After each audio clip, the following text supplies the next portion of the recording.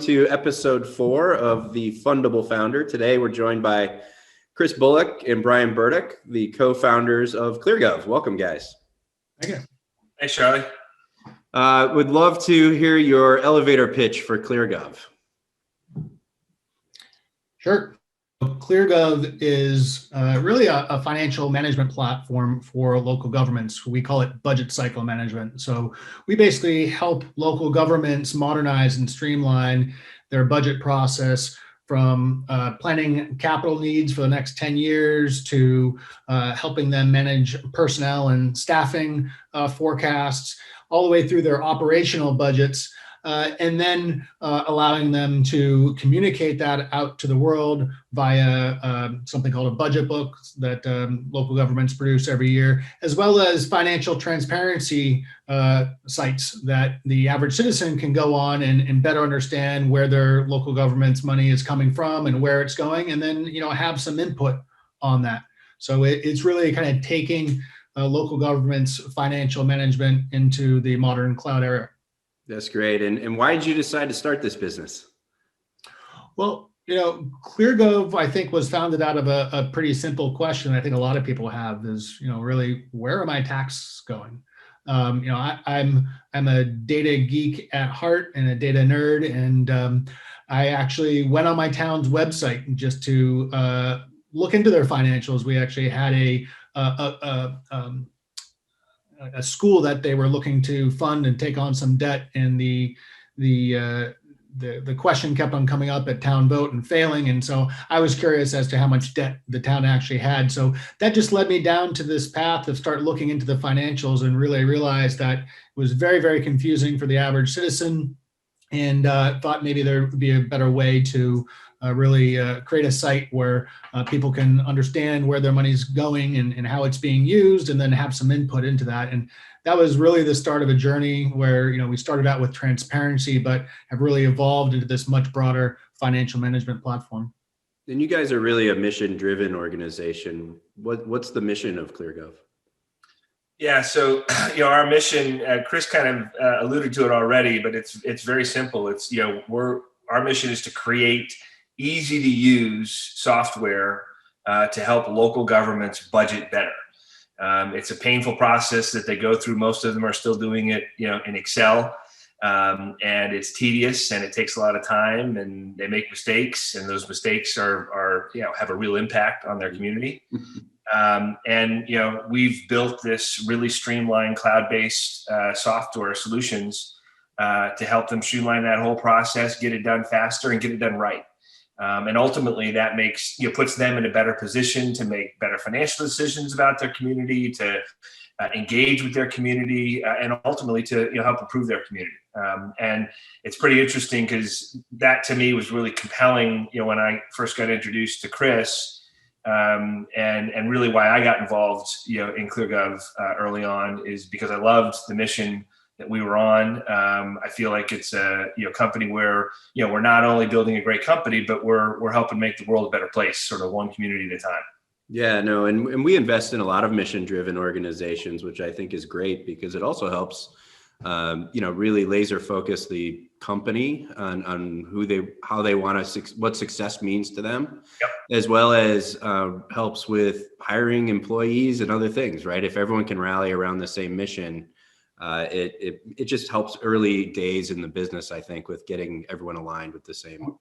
We've definitely found that to be the case. We're getting close to about 40 people now in the company, and I think every single one of them, that's been a part of the conversation. In fact, if they don't say that during the interview process, okay, hey, I really love what you guys are doing, that's a big red flag for us, from a culture perspective. Yeah, it's definitely a question I ask every interview.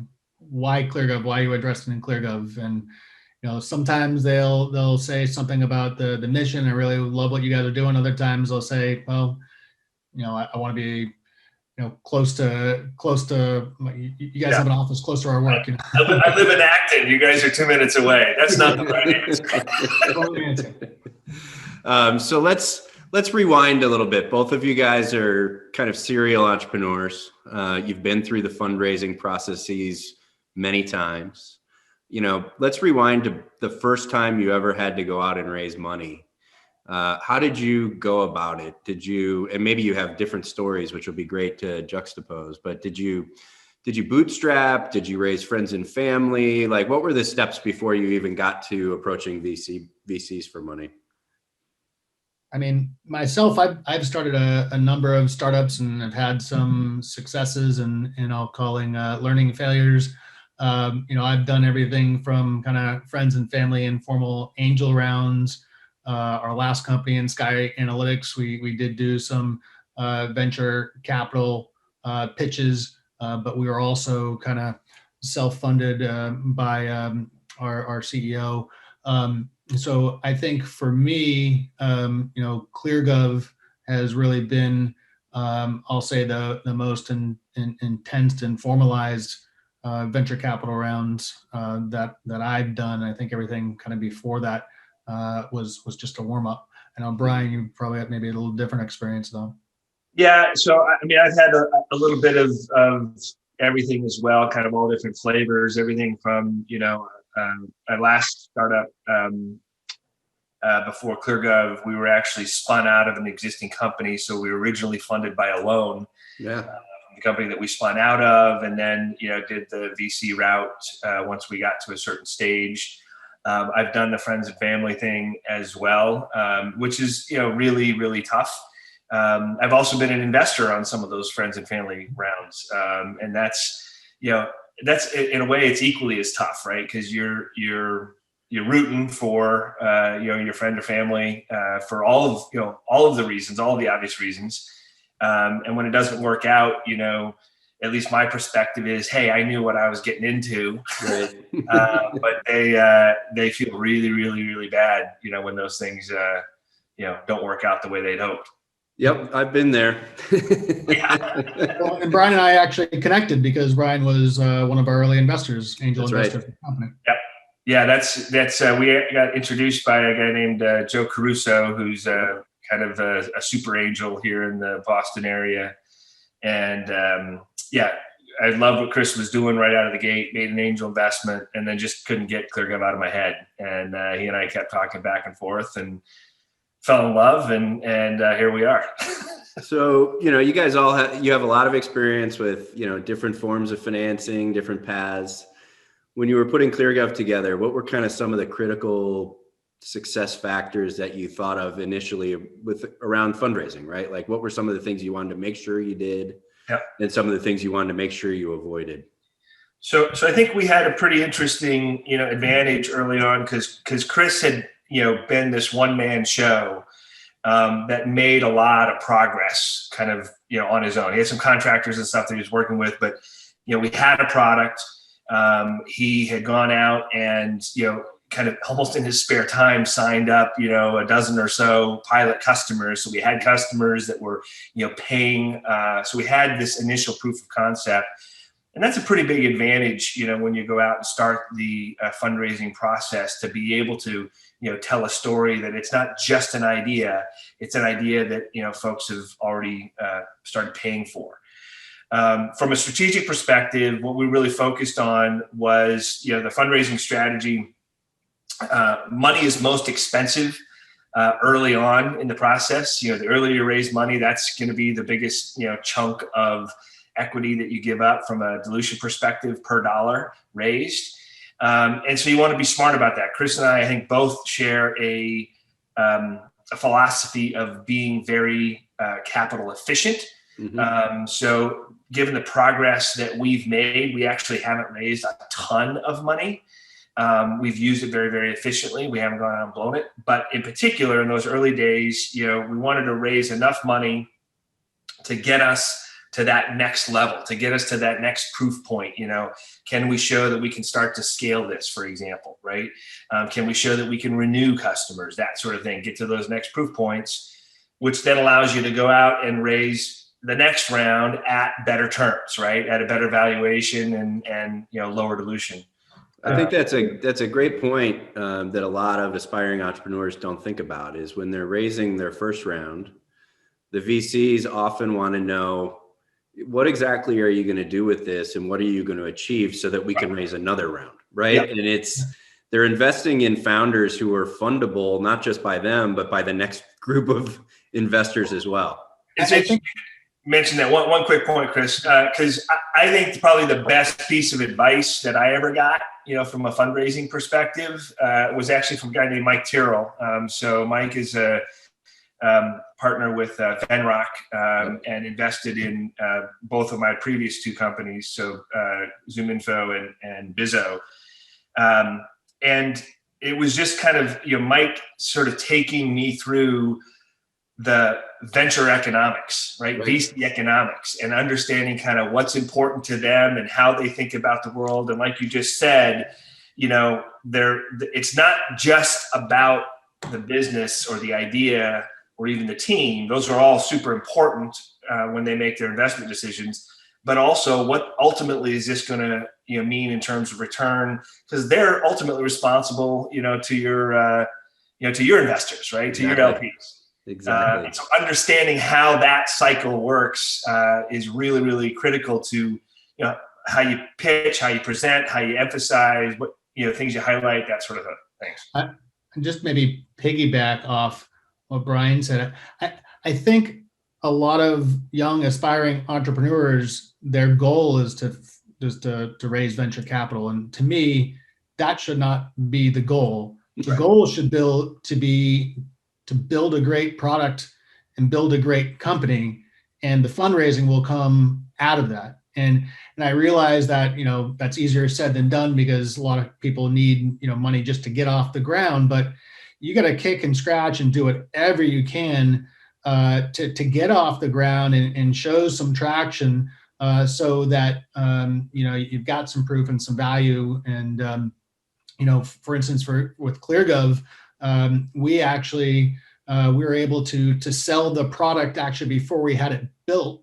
So the first clients actually funded the building of the product. So we got really, really creative in how to get this off the ground. And as Brian mentioned, we were able to sign up dozens of clients across Massachusetts. And once you've got that traction, it's a much different conversation with VCs. Yeah, no, that's an interesting. You actually have to build a product, though, right? Yeah, and that's interesting, right? So how do you, you guys talked about one of the great ways to go and raise capital is to have an MVP, have customers, have the team in place, and you talked about getting customers to fund some of that early development.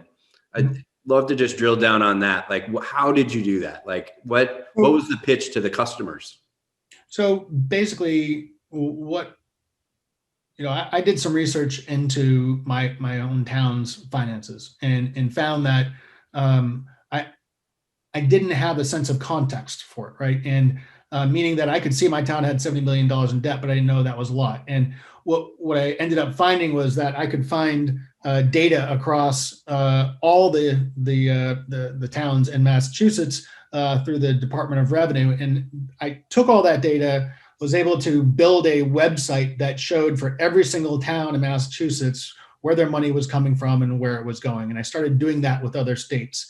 So I initially funded that project myself, but I was able to then reach out to all the towns in Massachusetts, all the town managers, sent them an email and just said, hey, built this website, took your finances from the Department of Revenue. It shows very clearly where the money is coming from and where it's going, but also compares your finances to similar communities.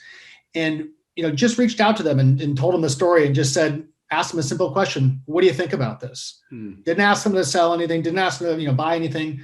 And they got back to us very, very quickly with a lot of feedback. And, we learned a lot of things from those conversations. Really two things. One is that we found that cities actually do want to be more transparent. They need to better communicate in this digital age. And then two, they wanted to be able to benchmark their finances against other communities. It was really difficult to do. And from those conversations, we were just able to say, what if we built you a way that you could kind of claim this page and upgrade it with much more recent and more detailed data, because that's what they were asking for. And then also said, maybe we could build you some tools to use our data set and run your own benchmarking. And from those conversations, we just said, if I built this, would you pay X amount, right? And didn't ask a lot, just wanted them to pay something. didn't want to wanted proof that they would pay for this. And, from those conversations, we were able to, sign up, a half dozen or so. And, that led to the next dozen, and that led to the next dozen. And so it's just having early conversations with your customers, I think. Yeah, and that also helps differentiate you against all the other entrepreneurs trying to raise money from the VCs. If you can tell a really strong story like that, right? Like, this is, we talked to all these customers. This is what they had us build. They've helped fund this. It just helps set you apart relative to the 100 other companies that are pitching that same VC for one investment, right? So, anything you can do to differentiate yourself. So you guys have experiences, successful exits and other things in your past. You have an MVP product. You have customers, paying customers. So you went out, you found the first VC and they invested in you, right? Yep. Yeah. So, that was an interesting process. I have a number of VC relationships here in the Boston area. And so, when Chris and I got together, this was beginning of January 1st, 2017. And is really kind of when we started the process. And, I started going through, my contacts. I think one of the mistakes that we made early on in this particular process is we wasted too much time talking to, Series A investors because we, just weren't ready for them. Right. Again, this goes back to kind of understanding VC economics. And then we connected with Eric Jerpy over at CAFA Ventures and, with you guys at Mass Ventures. And now we're a great fit, right? Yep. You guys are seed investors, in particular with Mass. The fact that we had this sort of government connection, I think was really interesting to you guys. Chris had some, previous experience with Mass Ventures as well. And so, it was a great fit, both in terms of where we were as a company, the kinds of investments you guys are looking to make. And from that point, it actually happened, pretty quickly. Yeah. We got a term sheet.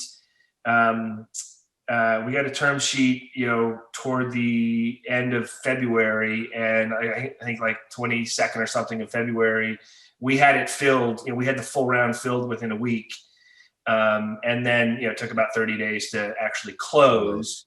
And that for me, I think is probably the most stressful part of it, is because during the closing process, there's just a lot of moving parts, right? There's, a lot of cats to herd. We had a couple of additional angels came on board. So there's just, a lot of documents flying around, a lot of, due diligence and blah, blah, blah, blah. And meanwhile, you're trying to run a company, right? All of that work, all of that fundraising work is not actually doing anything to, make your company better day to day. How do you balance that fundraising with growing your business? Because it's an ongoing challenge even after you get the first funding, right? And you got to have a team, right?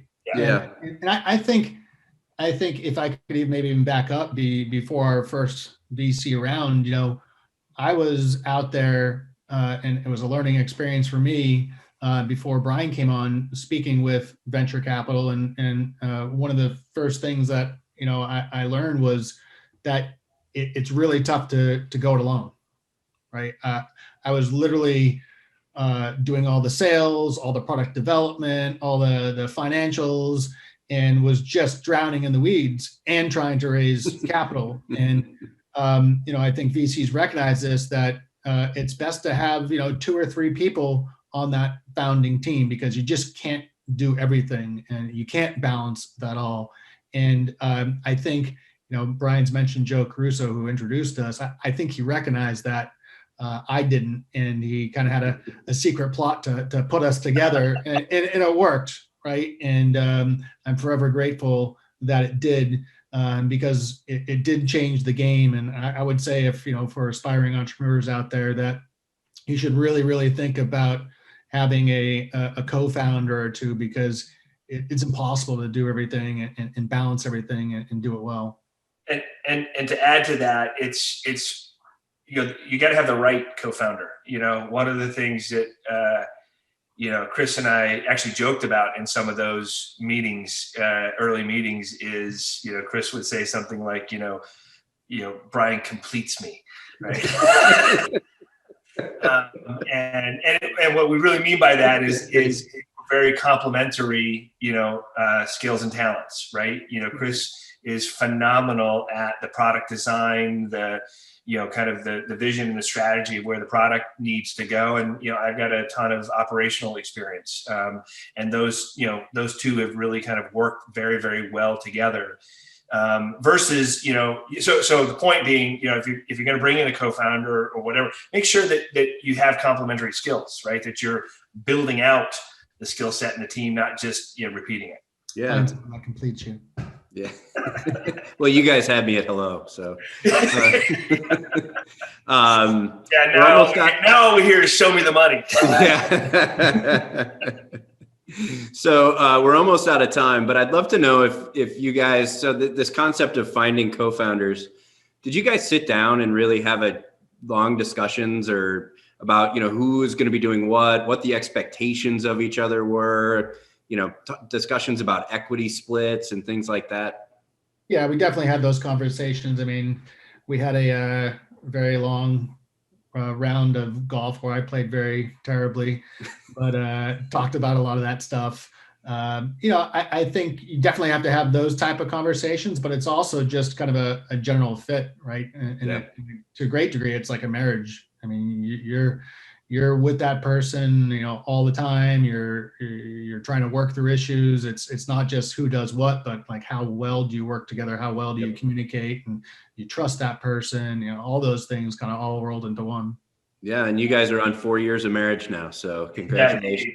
Yeah, I mean, I 100% agree. I think the equity piece and all that stuff is relatively easy to figure out. The hard part is figuring out, do you guys share a common philosophy about the culture and how a company should be built, right? And that's where we had a lot of conversation back and forth before we both felt comfortable kind of jumping in. Great. Well, that's great advice. I see it all the time where co-founders aren't on the same page, right, especially after they've received funding, and it's disastrous. So have those conversations in advance. Well, we are out of time. I really appreciate you guys being on the episode today. Any final words of wisdom for people? Go ahead. I would just say that I've learned that entrepreneurship is like a roller coaster. There's a lot of ups and downs, but you really just got to hang on for the ride and hang on through those tough times and have faith that it's going to work out, and have faith in yourself, and just be tenacious and just never give up. And if you can keep at it, hopefully things work out, and certainly working out for ClearGov, and we're really excited for a bright future. Awesome. And the only thing I would add, from a fundraising perspective is, the money's important, but also you really need to think about the people that you're investing with and who's going to be on your board. We've been very, very blessed to have a great board, a great group of individuals. They're good people. They understand what being an entrepreneur and the ups and downs of that world look like. And that's really, super important as well. So it's, not all money is green, but all investors, are not raised the same. So that's a great note to end on. All money is green, but not all investors are the same. Awesome. Thank you, Chris. Thank you, Bryan. Good luck with everything in the future. Thank you. Bye. Bye. To innovate, invent, and disrupt? We're your partner to fuel your growth. Contact us to learn more.